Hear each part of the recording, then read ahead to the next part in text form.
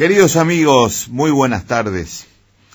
Al despedirnos el miércoles pasado, planteamos que en la realidad tributaria de todos los países, entre ellos el nuestro, existen, desde el punto de vista que elegimos para plantear, dos tipos de impuestos, los llamados impuestos directos y los impuestos indirectos. ¿A qué vino la selección de este tema? Vino al hecho de que veníamos explicando que los sistemas tributarios cambian durante el transcurso del tiempo.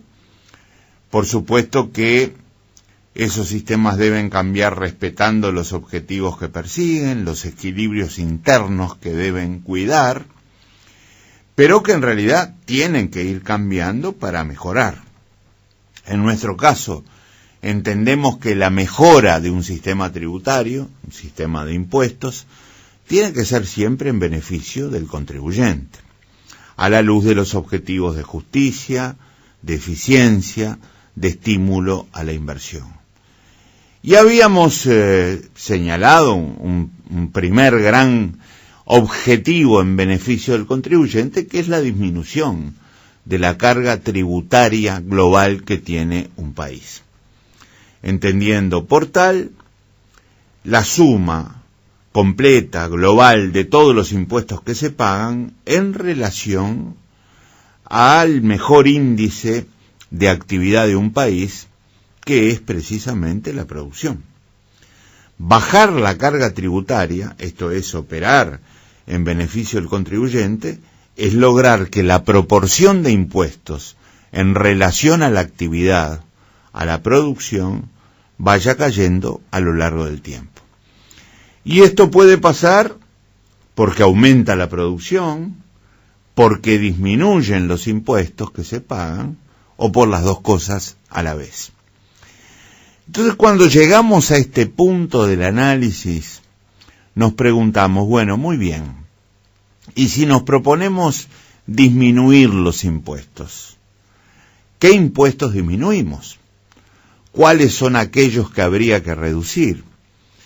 Y llegamos a una conclusión lógica. Habría que reducir aquellos impuestos que son más incompatibles o incoherentes con los objetivos de todo el sistema. Por ejemplo, si uno de los objetivos del sistema es la justicia, esto es que pague más el que puede pagar más y que pague menos aquel que no puede pagar más de lo que paga, entonces tendríamos que reducir aquellos impuestos que contradicen más un principio como el que acabo de mencionar.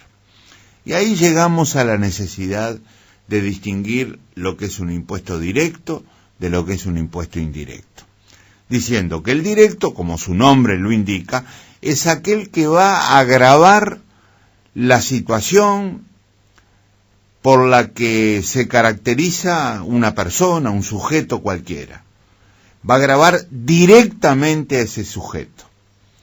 Por ejemplo, por el ingreso que percibe, por ejemplo, por el capital que tiene, los bienes que tiene, las tierras que tienen, los inmuebles que tienen, pero gravan a esa persona, directamente lo gravan a él. Y luego definimos lo que es un impuesto indirecto. Un impuesto indirecto es aquel que no va directamente a un sujeto o a una persona, porque se puede ir trasladando de una a otra.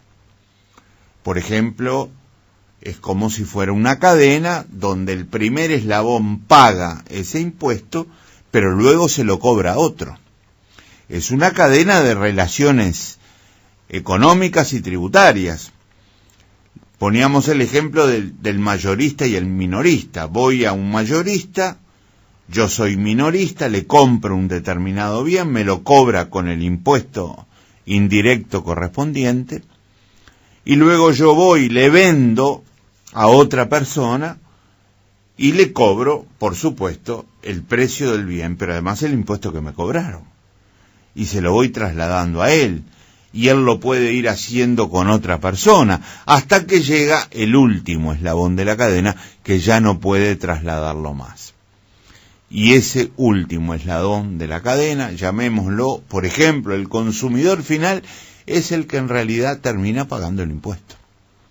Por eso el impuesto es indirecto, porque se va trasladando, no se refiere directamente a un sujeto, a una persona. Ahora bien, ¿cuál de estos dos tipos de impuestos respeta más el objetivo de justicia tributaria, de equidad tributaria?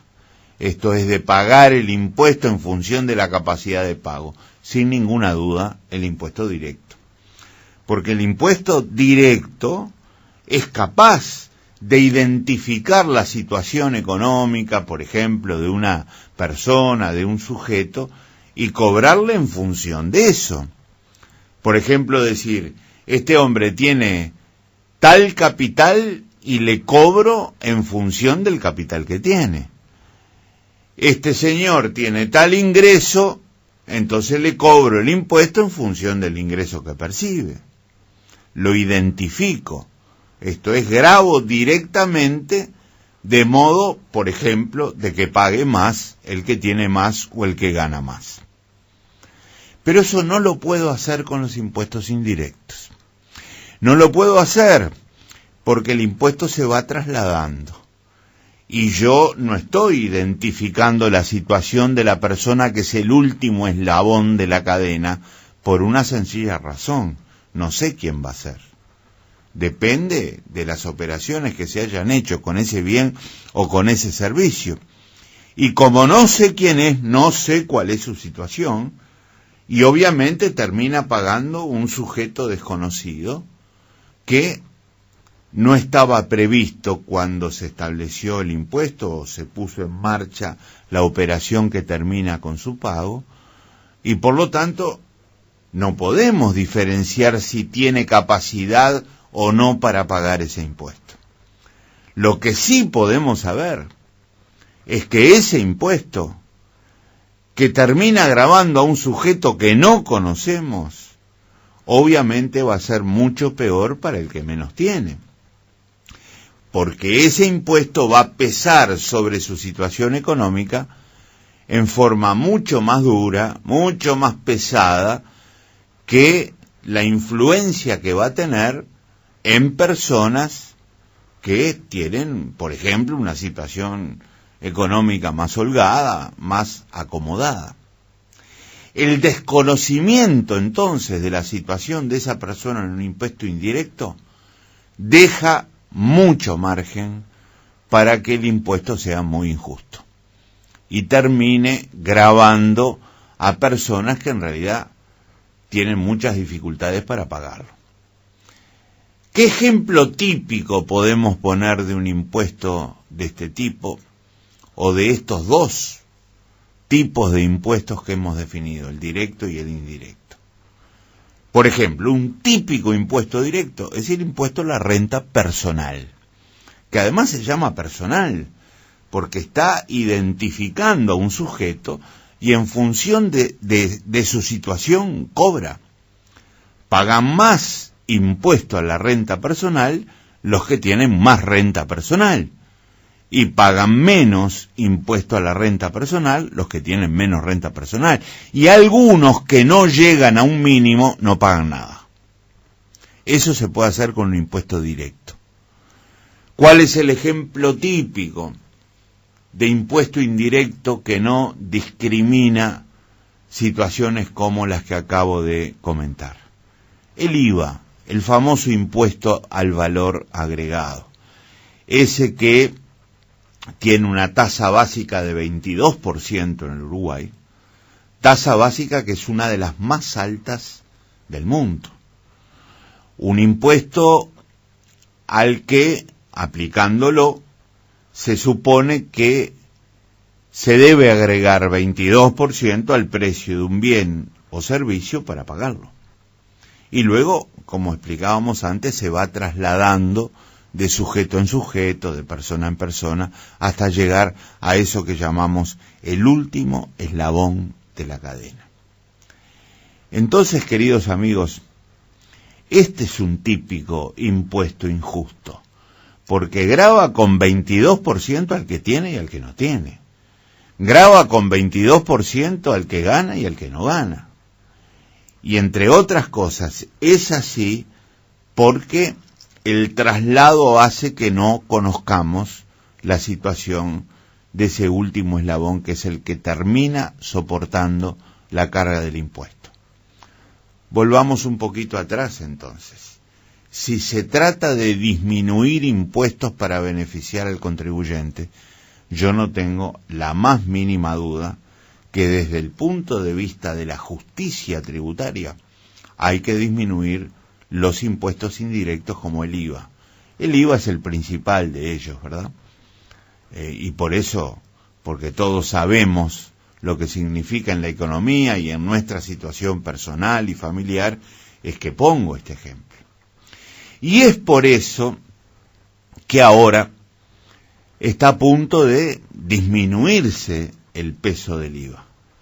Esto es, siguiendo la línea de razonamiento de que la disminución de impuestos, para ser coherente con la justicia, tiene que disminuir los impuestos indirectos, es que nosotros elegimos precisamente este camino. En años anteriores, ya al presentarse el sistema tributario, se disminuyó el IVA en su tasa básica y en su tasa mínima. Pasó de 23 a 22% la tasa básica, pasó de 14 a 10% la tasa mínima, que es la que se aplica a bienes por lo general de primera necesidad. Ahora el Parlamento, hace muy pocas semanas, acaba de aprobar una nueva disminución del impuesto al valor agregado, solo que con algunas características diferentes al pasado, que va a ser muy importante que analicemos. Hoy, antes de terminar este encuentro, vamos a poner los titulares de esas novedades y en nuestro próximo encuentro las vamos a analizar con más detalle. La disminución del IVA tiene un peligro. Tiene un peligro y es que se disminuye el IVA, pero el beneficio de la disminución se lo apropie el intermediario que interviene en la comercialización de bienes y de servicios. Por ejemplo, yo vendo un bien y se lo cobro al cliente, incluyendo el IVA, que en este caso todavía es de 22%. Entonces, supongan ustedes que me bajan el IVA de 22 a 20%, pero yo al cliente le sigo cobrando el mismo precio que incluía el IVA de 22. ¿Qué estoy haciendo? Estoy distorsionando y tergiversando el objetivo de la disminución. Me estoy quedando yo, comerciante, con el beneficio que le debería estar dando al comprador del bien o servicio que le estoy vendiendo. Entiéndase bien, planteo el caso de que baja el impuesto, pero yo sigo cobrando el precio que cobraba como si el impuesto no hubiera bajado.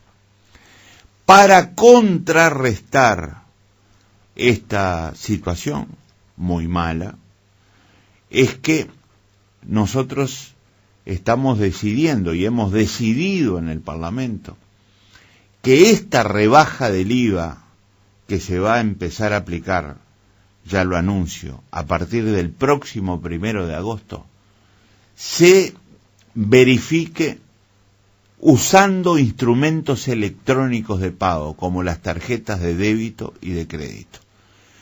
Porque utilizando esas tarjetas, esos medios electrónicos, se controla que no haya intermediarios que se apropien del beneficio tributario de la disminución del IVA.